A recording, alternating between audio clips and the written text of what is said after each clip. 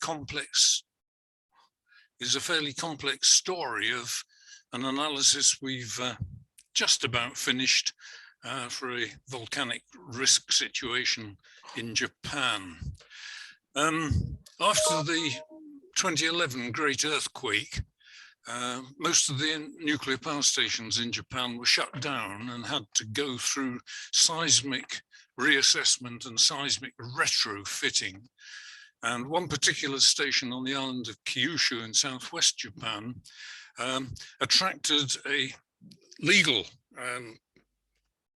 intervention by citizens of Hiroshima, who said, hey, you can't restart that power station because 89,500 years ago, a volcano about 160 kilometers away massively erupted, and maybe dangerous flows from that volcano reached this particular site, although there is no geological evidence on the site for it happening. So this was, as I say, at the top is part of a legal proceeding. So it's a matter of informing lawyers mainly about it and dealing with Japanese experts who up to very recently have been very deterministic in their attitudes to natural hazards assessments, and probabilistic thinking and assessments are not mainstream, particularly for the older generation of Japanese scientists. So we've got a lot of field data in Japan, but it's been acquired over the years for geological interpretation, not for hazard and risk assessment.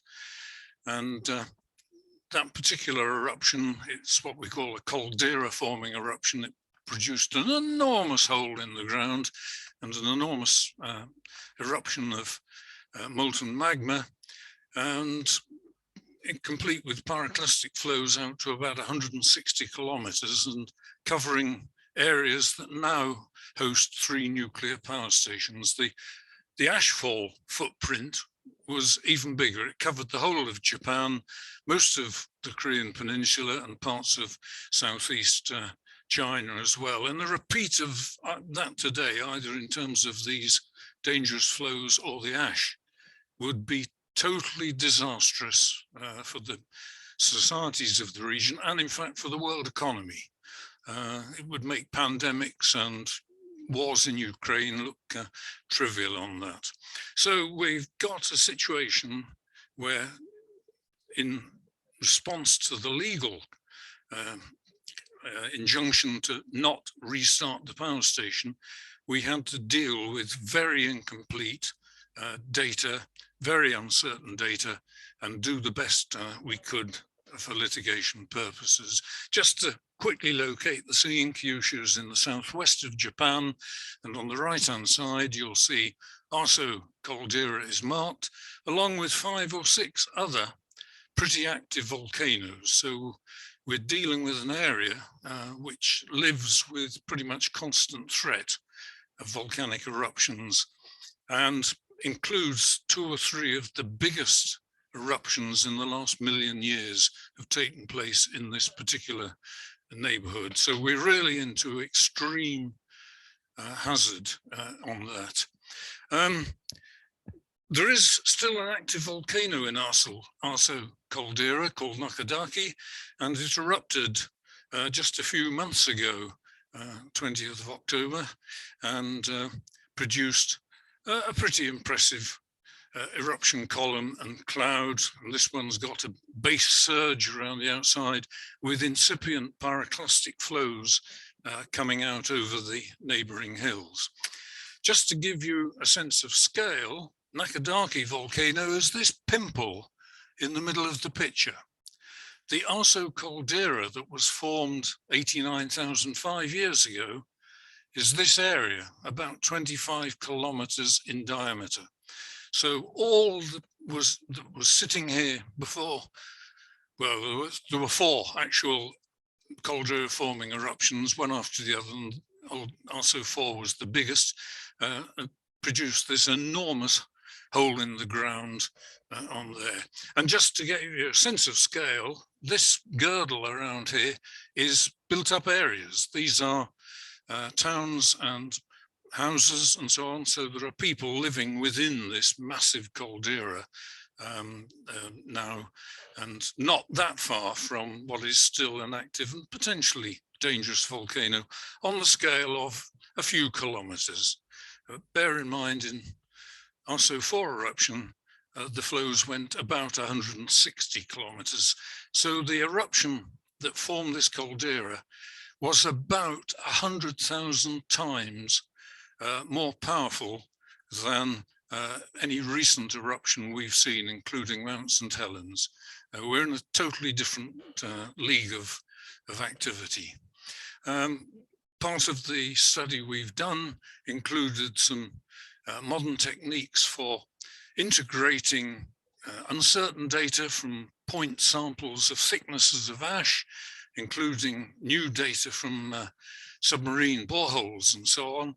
And Jonty Rougier, a statistician who was formerly at Bristol, has been leading us in finding better ways of fitting these than people just drawing arbitrary contours and integrating under the area on that. But this gives you a sense of the extent to which significant ash fell as a result of this eruption over a pretty much a regional scale.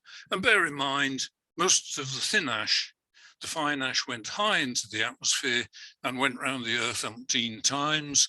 So you wouldn't be flying any of your personal jets in USA if an event like this occurred anywhere in the globe tomorrow. And that I know John has his own Learjet parked in New Hampshire on that. To give you a feel for pyroclastic flow deposits, this is a deposit about 11 kilometers away from Arso, and it's now about 17 meters thick. They get eroded away, they get buried by newer deposits and paleosols. The upper part's what we call a non-welded pyroclastic flow. It's cool enough at 500 degrees centigrade that the magma crystals don't weld to each other when they settle on the ground. In the bottom part, these are welded, and the temperature at which this occurs has to be about 800 centigrade or higher. So we're not far off the melting temperature of iron. And this is a cloud of such material, as Roger said early, spreading at hundreds of kilometers an hour across the countryside. We've got a little movie here, and I hope it works, of a small pyroclastic flow from Mount Unzen in Japan in 1991. And I hope this is going to work. It's very low quality. I can't find the good one, but here's the start of the eruption, a vertical column going up and heavier, denser material flowing down the side. And this is a journalist trying to position himself to confront an oncoming pyroclastic flow. These are pretty much steered by the topography, so they come down valleys much more than they go over hills. And this one is advancing. And here are the firemen, local village, who had been positioned at the start of the eruption, and they are taking evasive action. And as I mentioned to Roger earlier, a couple of my long-term volcanological colleagues were killed in this eruption. They were over to the right on a hilltop filming, and the flow came up and overtook them and incinerated them. So this is a piddling little eruption. This is a sort of baby eruption. It's not even a juvenile delinquent, but it's, you know, about 6 orders of magnitude smaller than the event of 89,000 years ago. Oh, we should, right. Now, Japanese colleagues doing some recent work have inferred that these flows in the Arso 4 eruption spread about 120 to 160 kilometers in virtually every direction. There's a bit of questionability about this because they've got deposit data on Kyushu, a few on the mainland there, but a lot of this is inference and kriging techniques, which some of us don't favour much. And the issue here, the litigation, is over a nuclear power station sited right here, right on the edge of where it is inferred these flows may have reached. And it was because of this potential threat that the Japanese High Court stopped the power station from being restarted until we did these studies. So the basis of the assessment for litigation, we've got old deposit volumes and currently available, and two things we've got to consider. One is, what was the actual volume of the old eruption 89,005 years ago, so the old deposits, and what is actually sitting under the volcano now in storage that could erupt tomorrow or in the next 100 years, and can the two, can it be sufficient to meet that? So the challenge is to quantify the volume of eruptible magma lurking under the volcano. And we can't drill into it, we can't X-ray it, we can't sound it out even with geophysical techniques to understand that. Added to which, we've got a new paradigm for applied volcanology and scientific understanding. On the left is the traditional school textbook cross-section through a volcano. You've got a big magma chamber and a chimney or conduit, and for some reason, the magma decides to rush up there and erupt at the surface. And so a lot of computer models have been based on just a simple hemispherical or spherical body of hot magma and a bit of dynamics for how it may get out. The geologists have realized in recent few years that the structure under a big explosive volcano is really complex. You've got solid rock upper crust, and you've got more ductile lower crust, but you've also got large volumes of what they're now calling mush or mush. It's a sort of mixture of crystals and some molten rock and some gas in solution. And then you've got dikes and sills, layers of molten rock at different levels under the volcano. So the dynamics of an eruption now, and a big eruption, are very complex. They depend on interactions going on between these things. So as time goes on, the properties of, say, in this particular reservoir evolve a bit. Some gas gets exsolved, the temperature changes, the crystals evolve and change. So you get little outbursts of heating and degassing going on at different layers within it.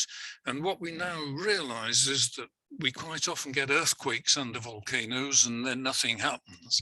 And these are signaling a perturbation of these various layers and some sort of dynamic mixing. Then if you get enough of these to link up with one another and get through the topmost crust, which is the last barrier, then you get an explosive eruption. So the dynamics of this are incredibly complex, competing processes going on different time scales, on different spatial scales, and so on. So it's trying to represent this now in an uncertainty model has been the challenge that we've been confronting. Well, when you've got a problem like this, who do you turn to? You turn to Roger, and off you go, and you get UNINET lined up.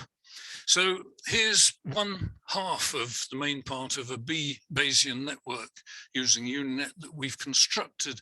This, in this case, we're addressing the uncertainties in the volumes of magma that were erupted in RSO4 89,500 years ago. And we've got various forms of evidence. Tephra, ashfall, and different people have different models for integrating the total ashfall volume. So we do a weighted combination of these different accepted models.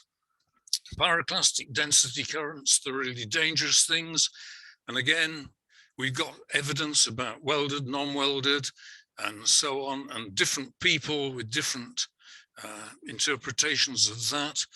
And then we've got what gets left in that huge hole in the ground, the caldera, after the event, and that's a significant volume of pyroclastic material as well. So what we're interested in is what was the total volume erupted, and what does that equate to in terms of like an earthquake magnitude, but this is a volcano magnitude here.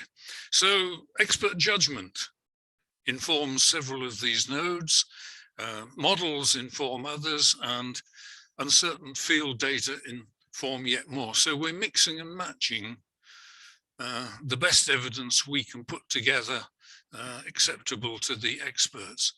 And when we do that, we've got various uncertainty distributions for all these components. Here, for example, is somebody's result, a Japanese colleague's results, who give us a minimum, a maximum, and a most likely value. So a triangular distribution goes in there. Others have got, expert elicitation uncertainty distributions, as with Rogers' classical model, and yet others are based on measurement uncertainties from field data.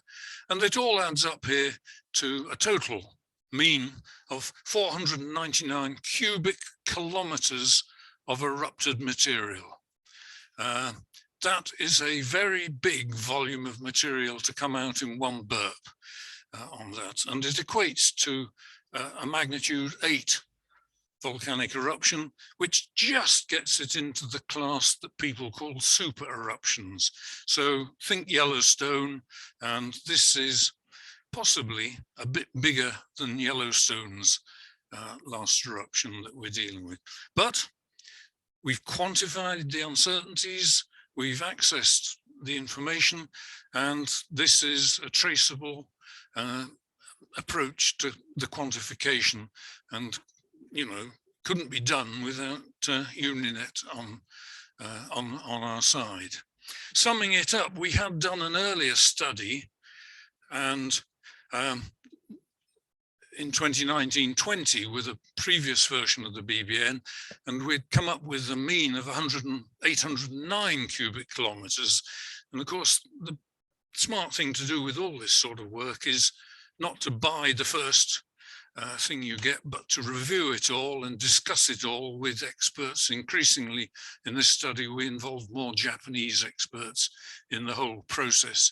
So this is our better buy, 499, and we've got the individual components. And you can see, for example, there are considerable modifications on individual components arising from a more critical appraisal of people's analyses and data on that, and similarly there. So these latter two, the pyroclastic flow volumes and what's left in the caldera after the eruption has finished, are much reduced in our latest estimate and bring the total down quite significantly. And I think Simon mentioned earlier he was interested in contextualization of things like this. The purpose for doing this is to be able to explain the uncertainties to the lawyers and to the judge without telling them the answer is X, full stop, but to get them to understand, the scientific uncertainties involved. And what we're interested in, just note the lower tail of this distribution. This is the volume, the lower estimate end of what was erupted 89,500 years ago. So it's going down to about 211 cubic kilometers. Is just plausible that it wasn't that small, but bear that in mind because we will come back to that in a little later. Well, leg 2 of the BBN was to try and assess what might be lurking under the volcano today, or could be erupted tomorrow within the next 100 years. The 100 years was set by the Japanese court as a probability outlook for allowing the station to restart. So again, we've simplified that complex multi-layered model basically into 3 reservoirs: a shallow upper reservoir, an intermediate one, and a deep one. Now, if we had detailed X-rays of the volcano, we could compound this into several components, but we don't have that information. So this is a simplification which geologists can cope with, because minerals behave differently when they're stored at depth from when they're stored in the middle of the crust and when they're stored under lower pressure high in the crust. So we can sort of categorize the magmas into 3 batches for this purpose. And as you can see, there are all sorts of contributions to this. Whether we've got 2 reservoirs or 3 is one of the big debating points. The Japanese volcanologists actually don't believe there's a real deep reservoir. They think there are just 2 intermediate and shallow. So this is a contentious point amongst the experts. I'll come back to that. So here we go. Put in uncertainty distributions. A lot of these you will recognize are the piecewise linear classical model, expert elicitation type uncertainty distributions, not, normal functional forms like normal or log normal. And we run that and we come up with the excess eruptible volume, i.e. the amount that could exceed the lowest 211 cubic kilometers from what erupted 89,000 years ago. And we're looking at the upper tail of this to see how often we get samples from there and from the other. And this is where we're going to go to importance sampling within that probability space only. Even with Downer Baby's help and a version of UNINET that could run 20 billion samples, we weren't able to, Roger's shaking his head, we weren't able to find any coincidental samples that overlapped these 2 very uncertain distribution tails. So this is why, with Roger's advice, I'm blaming him here again, we reverted to importance sampling. So we're looking basically at this little overlap part of the tails of the ARSO4 uncertainty distribution and our eruptible volume uncertainty distribution. The body of most of that is way to the left, it's tiny. Volcanologists clearly feel that ARSO can only produce modest eruptions these days because the very fact of ARSO4, the caldera forming eruption, has completely screwed up the magmatic plumbing that existed in that volcano. It's a different volcano completely from the one that produced the massive eruption. And this is one of the interesting things about volcanoes. They never erupt the same way twice, because every single eruption alters the boundary conditions in the volcano that you then meet next time around. So what we've done is we've got samples, I think 20 million samples from each of these tails, and 20 million, and we resample these tails to get a proportion that actually where the eruptible, available magma exceeds the corresponding sample for the ARSO4. And we find that we're in the ballpark of 6 × 10⁻⁻10 probability. Now, these are incredibly small numbers, but at least they're numbers. We did, I think I've got a slide, no, we did do an earlier run in 2018, 2019, and all we could say of that run was that the probability was much lower than 10 to the minus 7 of this happening in the next 100 years. By refining the BBNs and using importance sampling, we've managed to squeeze it up to that. And if you really wanted Mr. Judge to say, yeah, but I want to know, you know, what's the 1 in 100 chance probability, we're still talking at the order of 4 times 10 to the minus 9 level on that.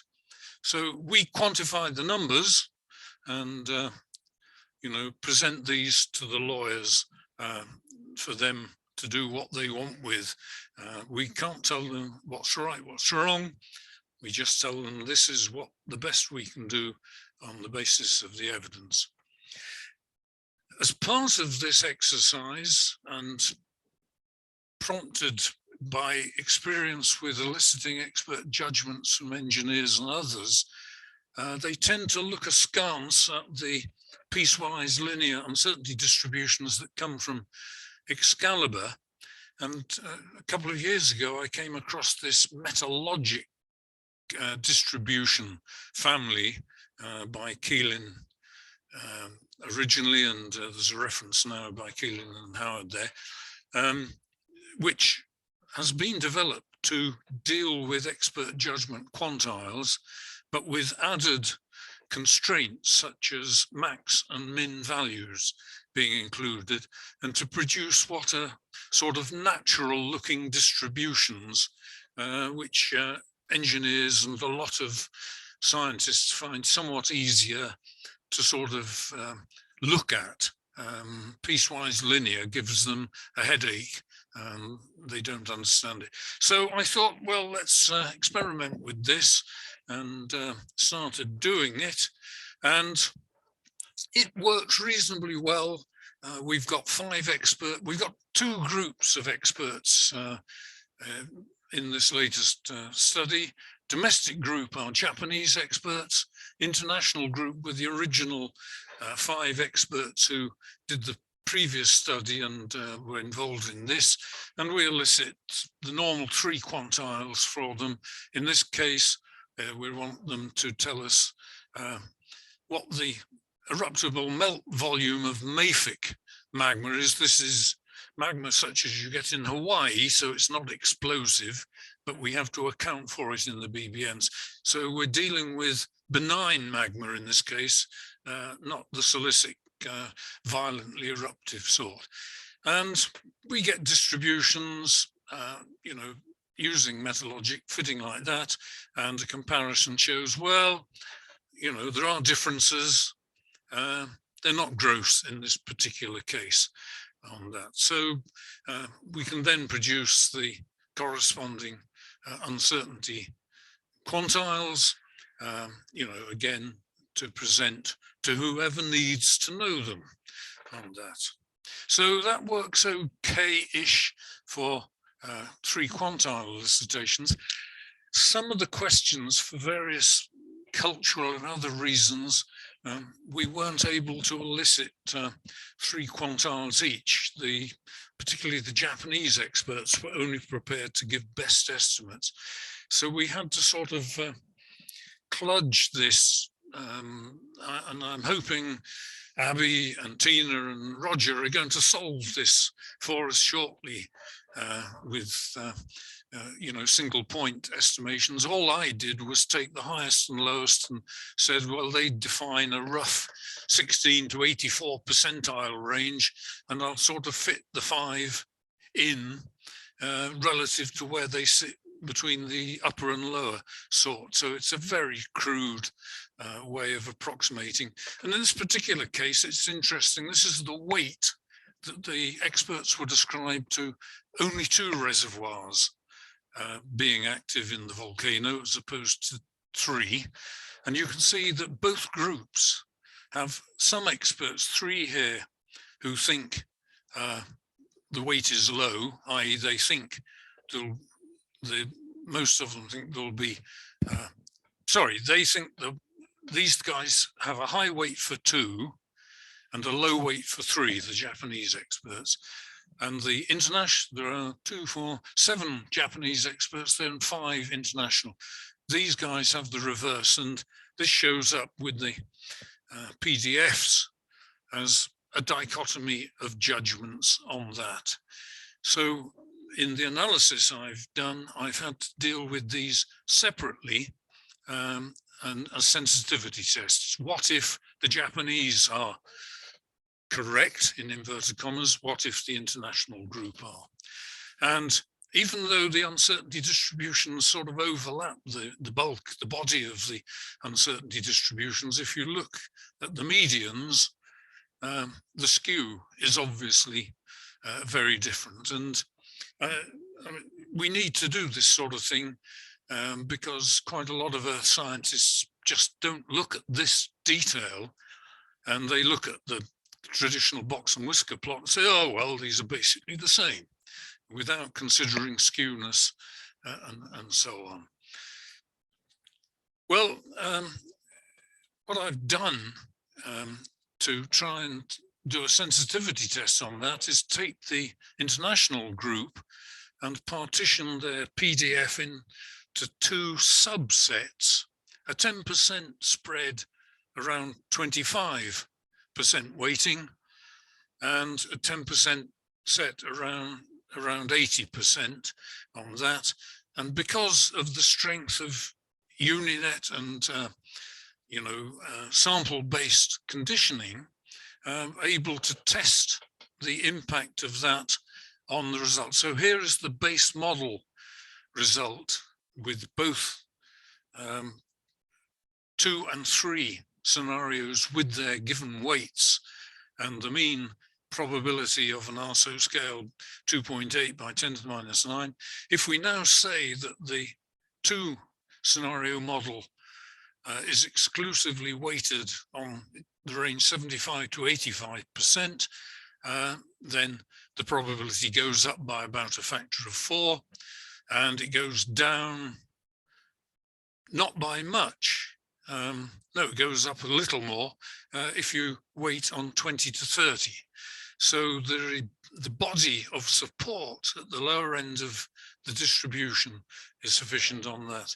And if we look at the 3 reservoir model on its own, unweighted, we're even higher. So the assumption here is that 3 reservoirs can give you more magma than 2 or 3 when they're weighted as a combination. So we're looking at a sort of order of 6 by 10 to the minus 8 bound there from this sensitivity test. And again, this is my attempt really at contextualizing the uncertainties we're dealing with for the benefit of decision makers. Up to them what they do with it, but that's what we, I think, offer them. What I also did was combine the 2 separate groups into one super group. So we took the 7 Japanese experts and the 5 international experts, and we created uncertainty distributions for them as a cohort on that, and repeated it.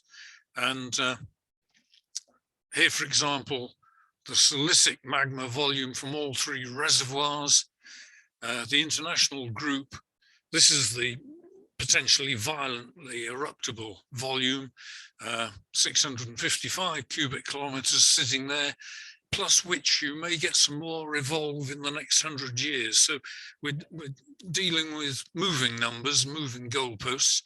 Domestic experts, Japanese, clearly think there's a lot less magma sitting there potentially. And as a supergroup, it sort of splits the difference. And again, using importance sampling, we can say the probabilities for these are just ridiculously small on that.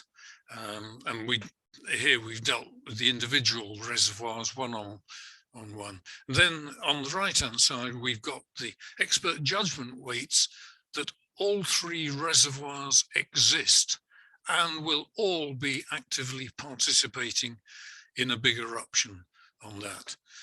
So you can see the international group are giving a 12% probability that you're going to need all hands to the pump magmatically to get anywhere near the right volume on that, whereas the Japanese group think there's only about a 5% chance. So again, I'm not suggesting these have got hard scientific meaning, but they are a snapshot assessment for a probabilistic assessment at this point in time for decision making. So summing up, doing this, we met various challenges, how to deal with expert judgments when they will only give you single value estimates, communicating extremely low probability to expert colleagues not familiar with probabilistic reasoning or stochastic modeling, and ultimately getting this paper peer reviewed. There are about 3 of you I can see faces on the screen who could probably do a reasonable job on that, but journals are going to struggle to find a geologist used to wielding a hammer with a rucksack who is going to make any sort of sensible peer review of this sort of work. So stand by your beds. You may be called up to review a draft manuscript when it gets submitted. For public health and safety, or even cost-benefit trade-offs in scientifico-technological advances, scientists are commonly called on to evaluate the likelihoods of extraordinarily rare events. The questions themselves can often verge on the unintelligible or incredible. Most conventional scientific methods cannot validate this sort of analytical rationale. We'd have to wait probably 50 million years for the next caldera forming eruption of Arso to sort of get the probabilities validated. And when the numbers are so small, for a lot of people, they become very suspect in numerical terms. And explaining it to regulators and lawyers is near intractable. In the case of Japan, the regulatory authority require evaluation of volcanic hazards to ensure the possibility that a beyond design basis volcanic effect could affect a nuclear power plant in operation assessed as sufficiently small. Otherwise, the site is considered unsuitable. But nobody tells us what sufficiently small means. Internationally, Yucca Mountain and other studies 10 to the -7 per year for pyroclastic flows, magma intrusions, and so on, have been considered as a sort of criterion, but this is the difficulty. I think there are gains from what we've done in the sense that I hope this has demonstrated that expert judgment and Bayesian net procedures can be done, can make the uncertainties quantitatively explicit and are traceable and auditable. We, as the volcanologists involved, believe this is a robust estimate of the likelihood, and we don't expect anything to emerge in the next 100 years, geologically, volcanologically, or scientifically, that will fundamentally or even marginally change these sort of quantification results. And again, we can appraise these things despite the major uncertainties. Quite a lot of scientists will evade the challenge of doing this in public health and so on. We've seen it with COVID-19. So there we are. I'm afraid there's quite a lot of stuff going on, you know, under the bonnet here, but that is brief synopsis of what we've been wrestling with for the last 4 or 5 years with Japanese colleagues. Thank you. Yes, thank you, Willy. Yeah, I'm going to